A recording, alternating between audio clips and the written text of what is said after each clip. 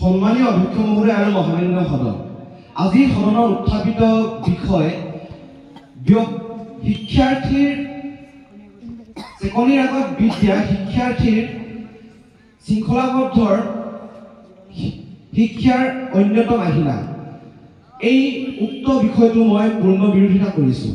কাৰণ মোৰ যেতিয়া মনত পৰিলে 2024 বৰ্ষৰ শিৱসাগৰ এখন ব্যক্তিগত খণ্ডৰ বিদ্যালয়ত এজন ৰসায়ন বিভাগৰ শিক্ষকে যেতিয়া নিজৰ ছাত্ৰবিলাকক প্ৰায় প্ৰতিদিনেই তেওঁলোকে কোনো কাম নোৱাৰা বা প্ৰশ্ন উত্তৰ নোৱাৰাৰ বাবে প্ৰতিদিনেই তেওঁলোকক পিটন দিয়া হৈছিল, তেতিয়া সেই শিক্ষকজনক এজন একাদশ শ্ৰেণীৰ ছাত্ৰই ছুৰীৰে হত্যা কৰিছিল, যাৰ ফলত চেকনিয়ে কিন্তু শৃংখলাবদ্ধতা সৃষ্টি কৰা নাই, চেকনিয়ে শৃংখলাবদ্ধতা নাইকিয়া কৰিছে।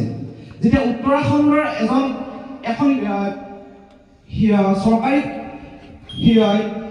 শিক্ষা প্ৰতিষ্ঠানত যেতিয়া এজন শিক্ষকে গৃহকাৰ্য কৰি অনাৰ ফলত এজন ছাত্ৰক যেতিয়া মাৰি মাৰি পংগু কৰি পেলালে, তেতিয়া সেই চেকনিয়ে কিন্তু শৃংখলাবদ্ধ সৃষ্টি কৰা নাই, বিশৃংখলতা সৃষ্টি কৰিছে। সন্মানীয় বিপৰীত পক্ষৰ ব্যক্তিসকলে প্ৰতিবাৰে কৰিবলৈ ছাত্ৰ-ছাত্ৰীৰ মনত ভয় ভাৱটো নাইকিয়া কৰি পেলাইছে। কি আমাৰ ছাত্ৰ-ছাত্ৰীসকলে জ্ঞান লাভৰ বাবে ভয় ভাৱটো থকা উচিত নে?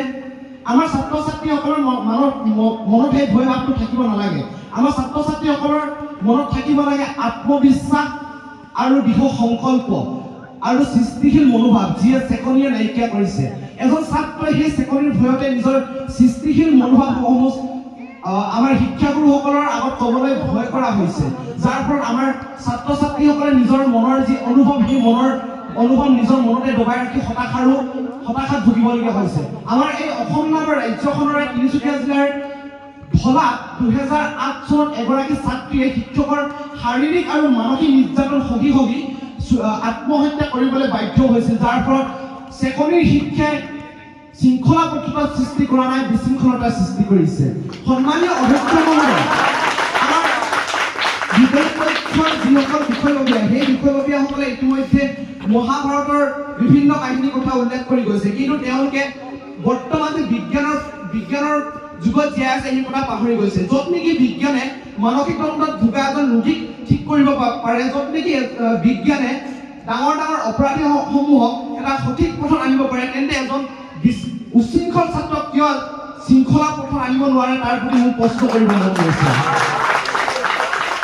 গতিকে সন্মানীয় অধ্যক্ষ মহোদয়, আজি এই বিধেয়কখনৰ ওপৰত এক সুনিশ্চিত সিদ্ধান্ত